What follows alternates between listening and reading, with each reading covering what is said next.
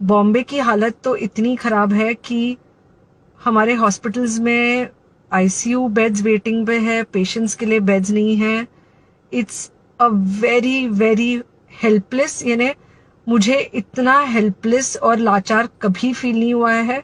We have to literally manage patients at home with oxygen, and this is not something we are enjoying.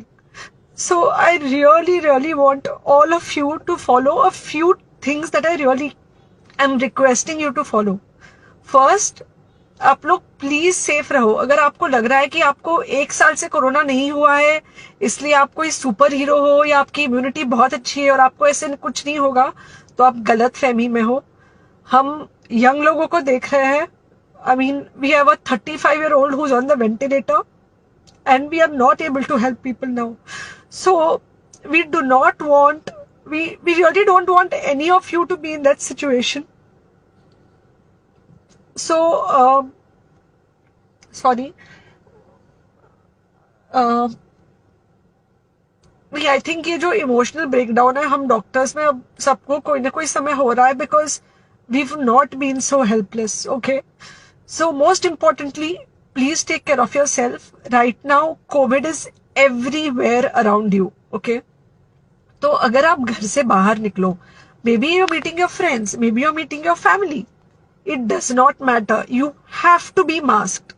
Okay? Just because आपको अभी 1 साल से corona नहीं हुआ है या आपको पिछले साल कोरोना होकर जा चुका है, इसका मतलब ये नहीं है कि आपको वापस कोरोना नहीं हो सकता. You can still get COVID. तो please keep your self very well masked at all times. अगर आप घर से बाहर निकल रहे हो तो घर के बाहर निकलो, मास्क होना चाहिए.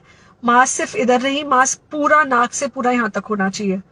दूसरी बात, अगर आपको कुछ होता है, अगर आपको बुखार आता है या कुछ होता है, पैनिक मत होइए. Do not get unneeded investigations done. Get in touch with me obviously immediately. And most importantly, आपके जो फ्रेंड्स है या कोई भी है उनको बोलो पैनिक में होकर एडमिट ना हुए हॉस्पिटल में.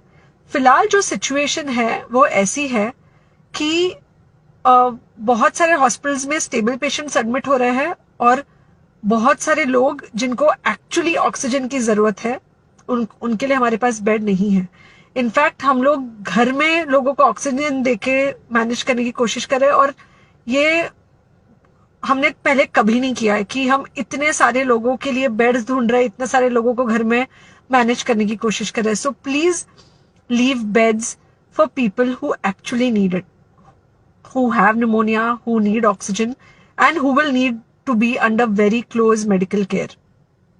Third thing, if you have not taken the vaccine, अगर आपने वैक्सीन नहीं ली है किसी भी कारण से, हो सकता है आप ट्रैवल कर रहे हो सकता है आपको वैक्सीन की हिचक हो सकता है आपने कुछ व्हाट्सएप पे फॉरवर्ड पढ़ा हो कि वैक्सीन की वजह से कुछ साइड इफेक्ट्स हो रहे हैं या कुछ हो रहा है. It's untrue. Please take your vaccine. ये हमको डेफिनेट दिख रहा है कि जो लोगों के 2 वैक्सीन के शॉट्स होकर 2 हफ्ते हो चुके हैं उनमें डेफिनेटली हमको इन्फेक्शन, सीरियस इन्फेक्शंस कम दिख रहे हैं और हॉस्पिटलाइजेशन ना के बराबर है. So the vaccine is definitely helping. Okay, so take care of yourself. Do not take COVID-19 lightly. Please pray for the people in the hospital and please pray for the families and the caretakers of all these people in the hospital. उनको आपके प्रार्थना की बहुत जरूरत है और सबसे ज्यादा जरूरत है कि आप अपना ध्यान रखें. ओके, एंड बस घर पे रहो. आप कुछ हफ्तों तक सिर्फ घर पे रहो जब तक हम ये सिचुएशन ऐसे हैंडल कर सके कि हम एटलीस्ट कुछ हो जाए तो हम हॉस्पिटल में पेशेंट्स को ले सके. फिलहाल हालत ऐसी है कि डॉक्टर्स और डॉक्टर्स के रिलेटिव्स को भी नहीं मिल रहा है बेड. तो आप सोचिए कि it's an absolutely helpless situation. Okay, I think अगर हम सब इतना ध्यान रखेंगे we will definitely come through this second wave very well.